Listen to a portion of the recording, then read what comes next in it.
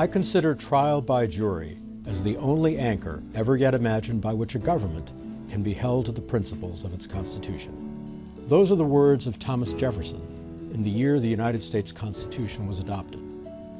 The right to trial by jury is the preeminent protection for the liberties we hold dear, and it is the court's goal in every jury trial to seat jurors who will be fair and impartial, because determining the truth and dispensing justice requires that.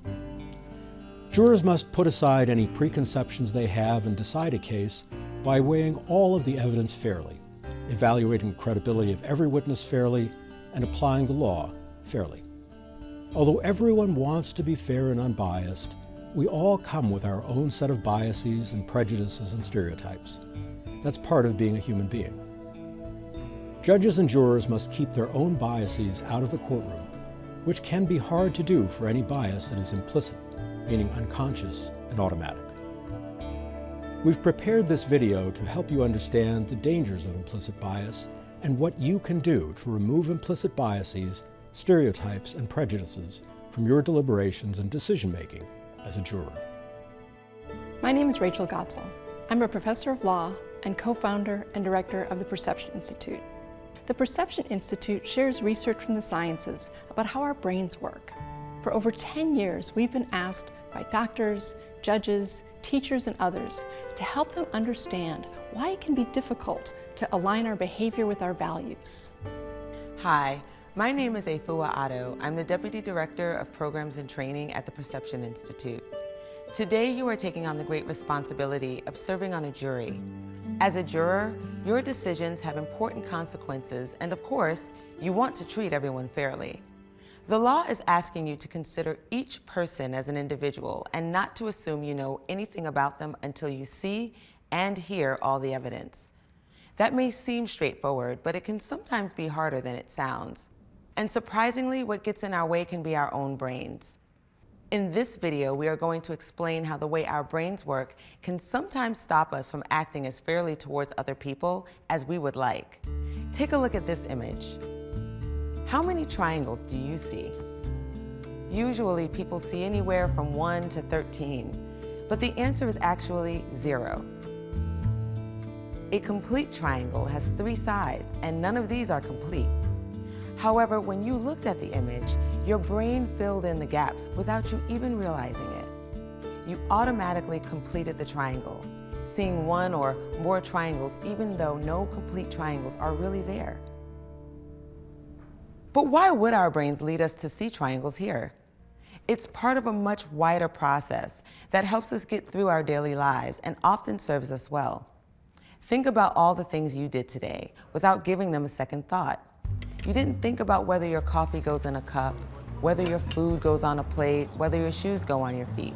You learn those associations over time through personal experiences and through seeing the connections in media. Consider the number of times at the movies or on television you've seen people put coffee in cups. So familiar is the association between coffee and cup that even on your worst day, chances are you're not going to pour your coffee in your shoes. These unconscious associations help us to lead our lives in a world where information is coming at us from all directions. And if we had to stop and consciously think about every bit of information, we would never get anything done. And in fact, our unconscious brains can process 11 million bits of information per second, while our conscious brains process 40 bits per second. Without the unconscious brain, we wouldn't be able to process all the information we receive. Having our unconscious help us process information can be important in emergencies as well as in our daily lives. For example, if you see a ball rolling into the street, what jumps into your mind? For many of us, our instant assumption is that a child may be running after it. Why? Maybe we've actually seen that happen, but most of us have either heard a story or seen it on TV or in a movie. And so we can imagine it as though we've seen it. That's our unconscious brain at work. And if a child was running after the ball, we would instantly be ready to grab the child. We can think of the way our unconscious mind jumps to conclusions as a kind of mental shortcut. And these mental shortcuts are really useful when instant action is needed and there is no time to think. and also truly essential to our everyday interactions with the world around us. However, there are times when shortcuts don't serve us well. When it comes to interacting with other people, those mental shortcuts can be a problem and can lead us astray. We believe that we should treat all people as individuals and not make assumptions about them based on their race, color, ethnicity, gender identity, sexual orientation, religion, or national origin. These are our conscious values, and it's easy to think that those values guide our decisions when it comes to other people. But our unconscious has often picked up a lot of images, ideas, assumptions, and expectations about how people in different groups act, what their lives are like, and what they do or don't do. We call these stereotypes. Often stereotypes come from media and stories that we hear, and a stereotype can't tell us the full story about any actual people in real life. When unconscious stereotypes lead us to assumptions about people, our brain is taking a shortcut, just as it did with the triangle and the ball rolling into the street. Why does this matter? It matters because there are stereotypes about people based on their race, color, ethnicity, gender identity, sexual identity, religion, or national origin that may lead us to jump to conclusions about them. This is called implicit bias, when our brains automatically attach stereotypes and feelings to groups of people without our even realizing it. Our implicit biases can determine how we see people and prevent us from seeing them as individuals. Based upon implicit biases, for example, if a person from one group is running late for a meeting, people may say that person hit traffic or has been held up at an important meeting. Not about the person, but things outside of the person's control. But if a person from a different group is running late, people may instead say that the person has trouble managing their time or doesn't take the meeting seriously, making assumptions about the person's character.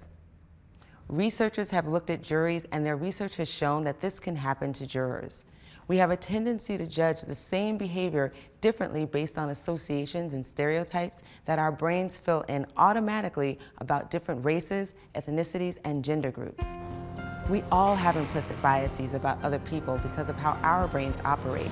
The goal is to know when those implicit biases are influencing our decisions so we can make sure we are treating each person as an individual and not a stereotype. It is important to know that our brains can rely upon stereotypes about the groups that we ourselves are a part of, our own race, ethnicity, gender, age, for example, because we see the same TV shows and movies that tell us the same stories about our groups over and over. And so they can become part of our unconscious picture of the world. And this can be difficult to hear. The question is, how can we prevent implicit biases and stereotypes from affecting how we decide as jurors? The good news is there are concrete and easy steps we can take to reduce the likelihood that implicit biases will get in the way of our desire to be fair. First, don't rush to a conclusion. Take the time to really think about what is influencing your decision about a person and whether the way you are seeing that person relies on stereotypes. We don't want to fill in the missing line on that triangle. Second, ask yourself the question, would my judgment of any person, such as a witness or other party at trial, be different were they of a different race, gender, or another group? This gives you a chance to pause and interrupt any biases you might have. Third, commit to your oath as a juror to be fair and impartial and make your decisions based on the evidence presented in the courtroom and not on stereotypes. You want to consider each person as an individual in this important moment. None of us ever wants to be seen as a stereotype. Now that you know that implicit bias may affect the way you see other people, you're in a much stronger position to actually stop yourself from relying on them.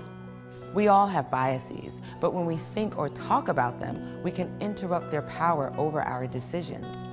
Think about what you have learned in this video and use it to help you make sure you are treating each person as an individual. As a juror, your role is important and critical to our court system.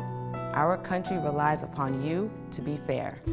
In her classic novel Jane Eyre, Charlotte Bronte wrote, "Prejudices, it is well known, are most difficult to eradicate from the heart whose soil has never been loosened or fertilized by education."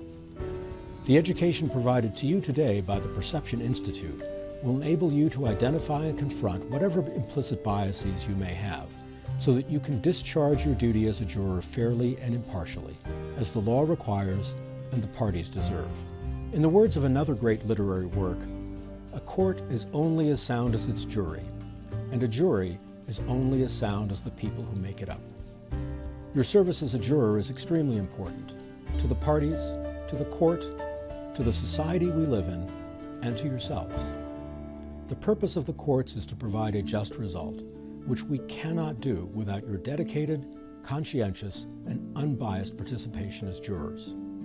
Thank you again for your attention today, and once again, thank you for your service.